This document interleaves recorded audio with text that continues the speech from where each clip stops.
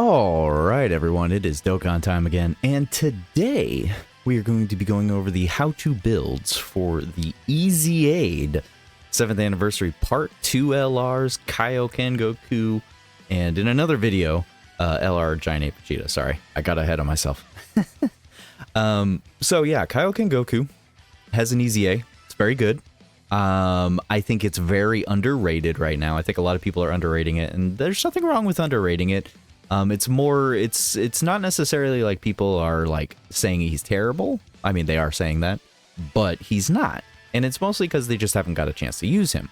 Once they get a chance to use him, they'll see what he can do, what options you have to buff him up and utilize him properly. And I think that's the biggest thing is like, you need to utilize this Goku properly. I was talking to Celtic Link, and I think we came down to the conclusion that this Goku is a very interesting unit in that he is a floating nuke. Yes. On a properly managed team, this guy is literally a floating nuke, which isn't bad. You know, it's actually pretty good. I like it. And honestly, people are way underutilizing his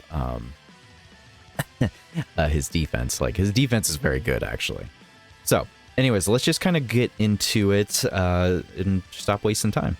So, as far as his 200% leader options go, he is actually on the Tech Vegito lead, 220/250%.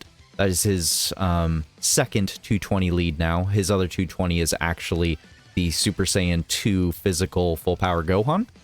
Other 200% options would be like the Family Kamehameha Gohan, Master Roshi, the Super Saiyan 3 Angel Goku, and I think that would be all I would personally recommend. Any other ones is just, the units are just far too gone. Their categories are just far too gone. I cannot imagine. And Roshi, unfortunately, is like his best team. Like, it is night and day. I'm telling y'all, it is night and day. At the maximum percentage you could get Kaioken Goku on a Master Roshi team versus any other team. Not even a 220. Like, he cannot hit the same amount of damage that you can get on a Master Roshi team. It's actually pretty crazy. But unfortunately, Master Roshi is just not good enough in today's meta curve. So, although you can definitely have fun on a Master Roshi team, I would not suggest it going into like difficult content. So, All-Out Struggle and Final Trump card are now key +4 and 170 led by him. He greatly raises attack and defense on his 12th key, and he massively raises attack and defense for 4 turns while sacrificing 4% HP. So he is 100% raising his attack and his defense. So it says 4 turns because the developers knew this is not a unit you're going to be throwing on rotation 100% of the time. This is more of a unit that you could be chucking off into slot 3. He floats back. He'll still have the buff from when he supered before, and then you can utilize it again. I think this is a unit you'll be utilizing as in you'll get his super attack off once, you float him, he'll come back, and maybe if you're in a more acquired situation, maybe you can throw him into slot 2, maybe even slot 1, because his defense can get pretty high on start of turn. Anyways, so his passive skill is activated his entrance animation, but that only happens when you're fighting a Vegeta. So do not expect his intro to be going off very often. I would say it'll almost never go off. Key +3 and attack +100% is a lot of damage and extra key. But I don't think it's going to happen that often. His basic attacks and effects is going to be attack and defense of 200%. Let me get the pointer going on here. Attack and defense 200%. He has a 70% chance of performing a crit naturally. He randomly changes key spheres to a certain type, which is STR key spheres.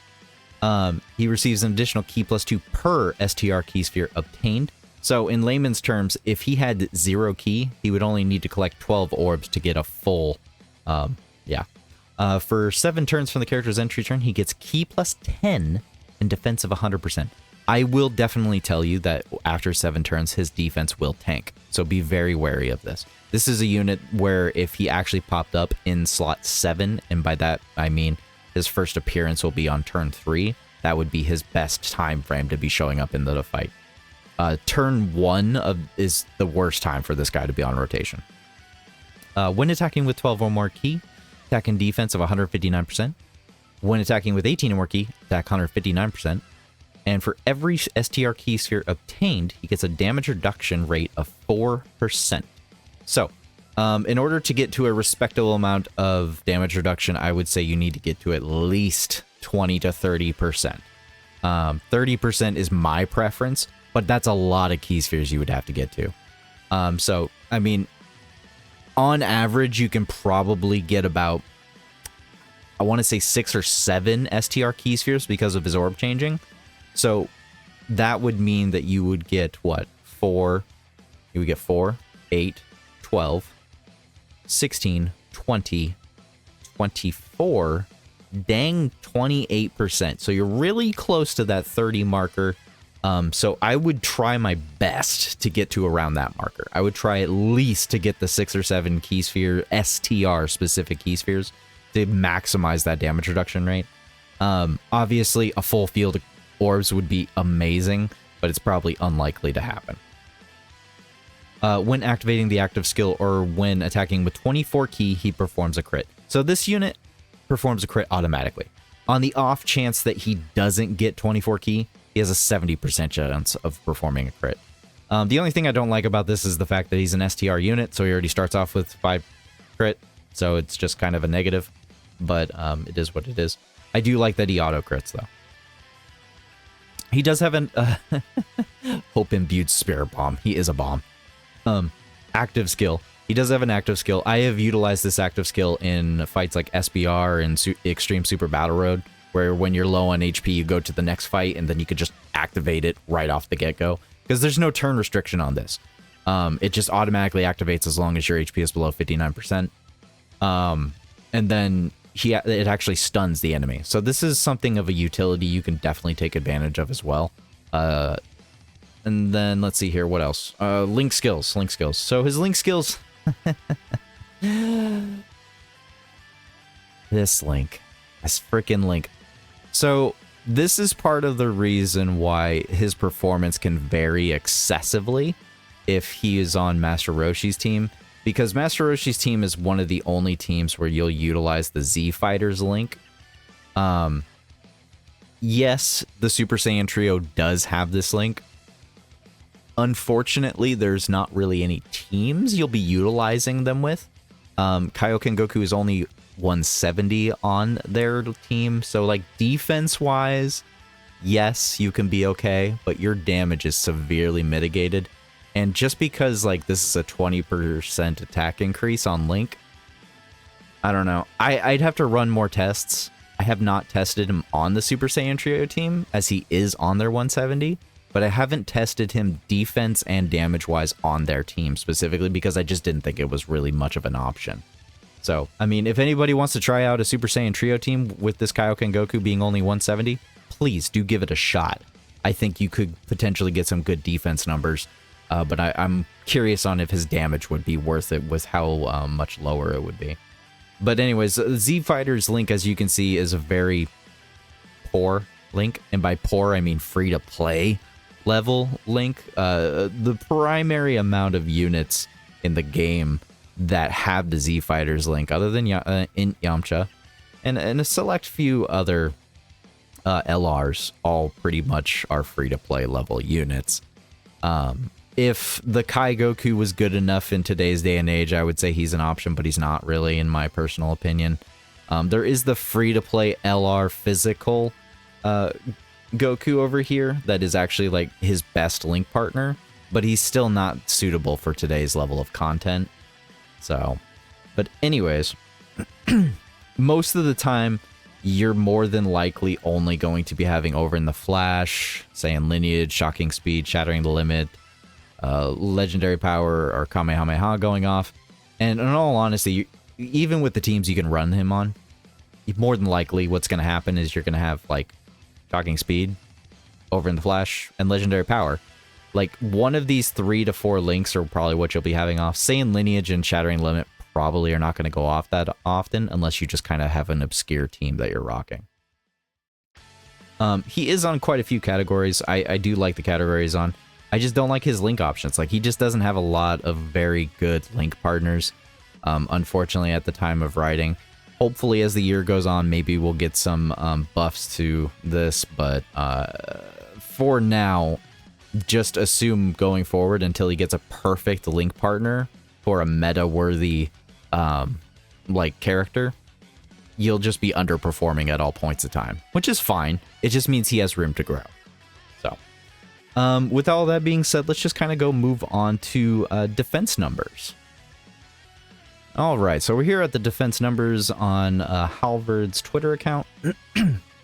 So, as you can see here, for the first 7 turns is where it's definitely going to matter. Without the 7 turns, you're actually losing like a good 200 to 500k defense. So just be very wary of the amount of defense you're losing once you get past that 7 turns. It could be a make or break.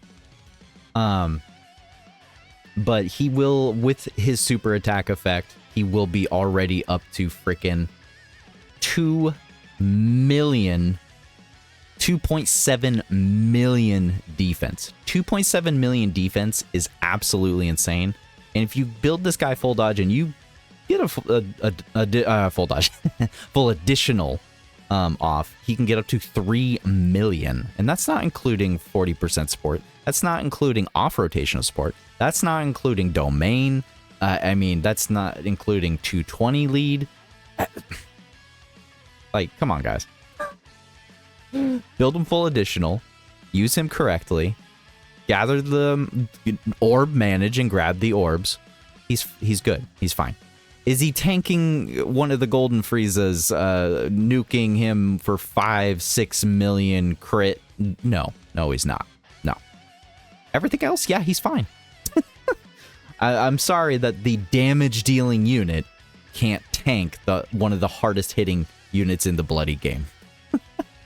But otherwise, no, his defense is perfectly fine for the majority of all areas of a fight and content.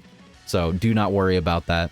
And honestly, you can get his start of turn defense up to a 1.2 million defense range. Keep in mind when you're using AGL Gogeta, if you were lucky enough to pull him, using his active skill will boost this dramatically over the 1 million defense marker. So you can imagine this all goes up to at least 4 million defense. Yes. So this is just the bare minimum markers here from Halvard. Thank you very much, dude. But with the defense numbers out of the way, let's just go ahead and really get into his builds. So build-wise, I have several builds because this unit does have anniversary equips. So as you can see, that's what's covering my face at the given moment is the anniversary equips on the left side of the screen. I was here with my little pointer here. 7th anniversary part 2 stage and the 10th anniversary battle challenge stage. You can get the anniversary equips for this Kaioken Goku, which is a level 9 defense orb, a level 6 dodge, a level 6 defense orb, and then a dual level 6 crit and additional orb for this Kaioken Goku.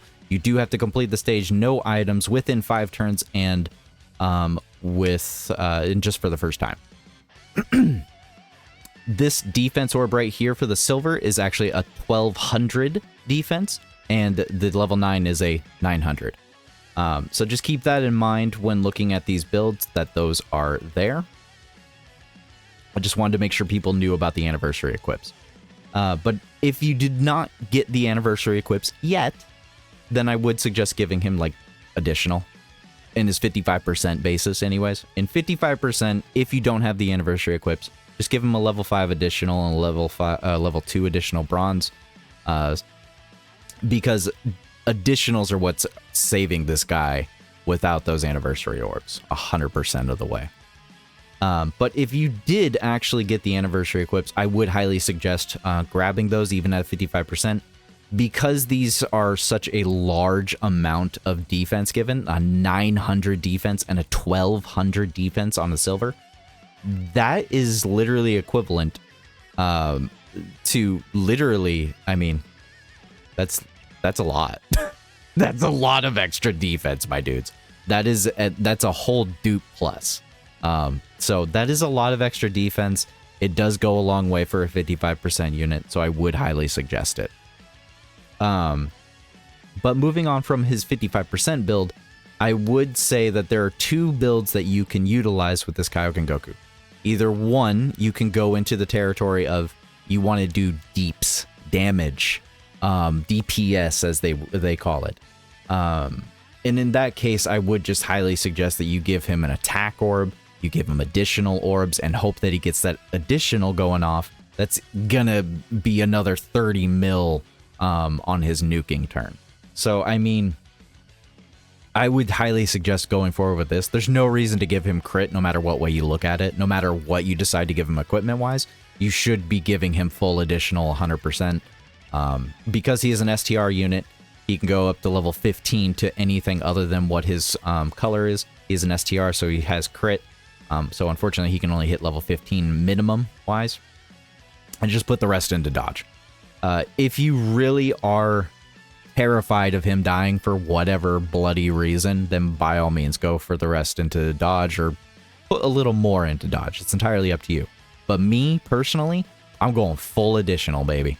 Full on AA. That's what I'm going for. I'm not afraid. I'm not afraid of this guy dying. But if you are a little bit afraid of him dying, you want to be, extra sure that he will be okay in all areas, then still go for additional and put the rest into dodge, but give him the anniversary equips. Giving him the anniversary equips is not the worst idea. It's actually a very good idea.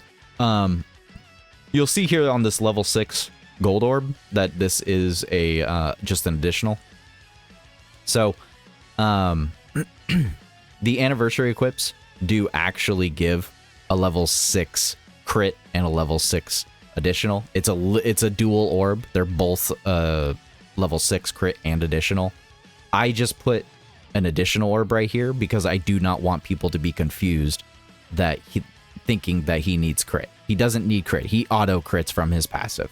So just focus up. If you don't have this orb specifically, if you don't have the anniversary one, just give him whatever additional. That would be the best way to build him specifically, in my personal opinion. I don't think there's any other way to build him. It's literally you give him anniversary equips or you decide to give him attack orbs. There's no in between. It's one of the two. But I do understand some people would probably want to give him some more dodge for survivability, and that's completely fine in a player preference. So do let me know how you decide to do that. Moving on, though, we are going to go ahead and go look at his roll tips. Once again, I 110%, over 9,000% believe this guy is a damage dealer. He's a nuker, a floating nuke, as I call him. His best leaders are going to be Family Kamehameha Gohan, Super Saiyan 2 Full Power 220% Gohan right here, physical. And then the new Goku Vegeta exchange unit that transforms into Vegito. And then the Angel Super Saiyan 3 Goku and Master Roshi are his best leaders to be rocking him under. That being said, on his partners, I do believe that this Super Saiyan 3 Angel Goku is one of his best partners. If you want to keep Kaioken Goku on rotation, this is the guy, this is the man for the job on slot 1, while the Kaioken Goku's in slot 2, doing massive amounts of damage. He's actually kind of doing damage for both of them. Master Roshi is actually a good partner because he's actually supporting him, and he does get off a couple links. And then partner-wise, once again, the AGL Gogeta, once you use his active skill, he just becomes a crazy nuke. And I would suggest the STR Gogeta, because the STR Gogeta is not only giving over in the flash link, but he's also giving an attack buff of a 40% from his passive, as he does support a little bit. So that is an option. And I did put Daima Goku right here in the little tiny little spot right here. I don't think he's necessarily a good partner per se, but I think he should be on the team, and I think he should be giving off-rotational support. I think that would greatly increase the amount of damage you'll get out of this Kaioken Goku. I would give it a shot if you can do it. And as far as his best slot position goes, once again, like I said, I 100% believe this guy is a floating nuke. That's really where I feel like he's at. Most of the teams that he can go on, he's not linking properly with everyone. So, unfortunately, I don't feel like he belongs on rotation. until maybe like the final turn where you're setting up Gogeta and Tech Vegito perhaps, and you activate his active, and by some miracle, by some miracle that the boss survives Vegito Gogeta, then Goku's gonna wipe the rest of the floor with him. So that would be my best placement for him personally. He can go in slot 2, of course. Slot 1, if you can get the active off with Gogeta first to really pump up his defense. Same thing with Roshi. Or if he's just safe in slot 1, that's perfectly fine. Post-Super, Goku is fine. But otherwise, he's not meant to be on rotation. He's just a floating nuke and orb changer, and that's perfectly fine. So, with all that being said, I think that's going to be it. Yeah, I think we covered just about everything except for team builds, which I still have not found a good template for to make it nice and easy. This took me 2 hours plus to get this really all set up and ready to go. So, anyways, guys, let me know how you're going to build this Kaioken Goku. What team are you going to use them on? And are you going to use the anniversary equips? Do let me know in the comments. Thank you for watching. Have a good day and a good night.